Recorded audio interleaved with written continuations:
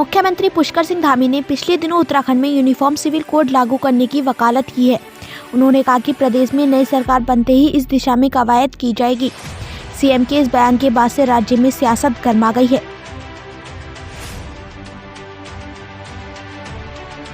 जिससे ध्रुवीकरण की आशंका बनी, इसे आप कैसा मानते हैं? कौन सा वाला मुद्दा? 2-3 मुद्दे आए, वो आप समझ गए होंगे। नहीं, यूनिफॉर्म सिविल कोड के बारे में हमने बात की है और ये हमारा संकल्प है कि देवभूमि उत्तराखंड में, क्योंकि ये हमारी देवभूमि है, सैनिक बाहुल्य प्रदेश है, यहाँ पर हर घर से बेटा बेटी कोई न कोई सेना में है। 2-2 अंतर्राष्ट्रीय सीमाएं हमारे राज्य से लगी हुई हैं। यहाँ की जो कानून व्यवस्था है वो शांत रहनी चाहिए, अच्छा रहना चाहिए।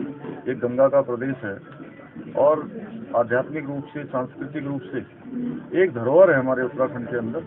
तो हमने तय किया है कि नई सरकार आएगी, हमने संकल्प लिया है कि नई सरकार के गठन होते ही, शपथ ग्रहण होते ही हम एक प्रबुद्धजनों की, विधि विशेषज्ञों की, स्टेक होल्डरों की एक हाई पावर कमेटी इसमें गठित करेंगे और वो कमेटी एक ड्राफ्ट तैयार करेगी और उस ड्राफ्ट को हम लागू करेंगे और सभी के लिए एक समान कानून हो, सभी के लिए।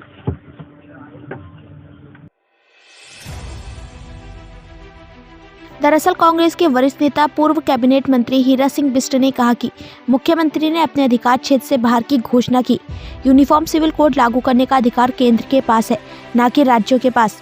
वहीं बीजेपी प्रदेश प्रवक्ता नवीन ठाकुर का कहना है कि कांग्रेस हमेशा नकारात्मक राजनीति करती है, लेकिन भाजपा उत्तराखंड में यूनिफॉर्म सिविल कोड को लागू करेगी। गोवा में भी भाजपा ने यह कर दिखाया। आपको बता दें कि मुख्यमंत्री पुष्कर सिंह धामी ने राज्य में फिर बीजेपी की सरकार बनने पर यूनिफॉर्म सिविल कोड लागू किए जाने की घोषणा की है, जिस पर राजनीति शुरू हो गई। देखिए, कांग्रेस को तो कोई भी ऐसा काम जो देश को एकजुट रखता हो, एक सूत्र में पिरोने का काम करता हो, उससे ऐतराज है। और कांग्रेस ने हमेशा इस कानून का, चाहे राम मंदिर का मुद्दा हमारा रहा हो, चाहे 370 का रहा हो, हमेशा विरोध किया। ये तीनों जो है हमारे मुख्य एजेंडे में थे, हमारे केंद्रीय एजेंडे में थे। 2 हमने पूरे कर दिए और तीसरे को भी पूरा करके दिखाएंगे।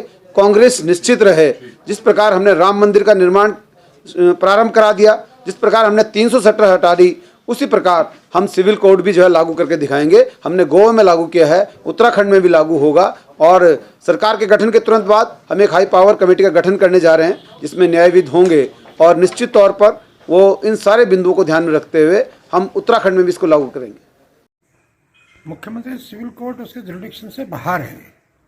सिविल कोड सेंटर का इश्यू है। मेरी समझ में मुख्यमंत्री जी अब कुछ भी कह दें लोग, तो जैसे पहले मुख्यमंत्री थे, इनसे पहले आपके इशारे से बारिश कर देते थे, बादल लेते थे, फाड़ देते थे।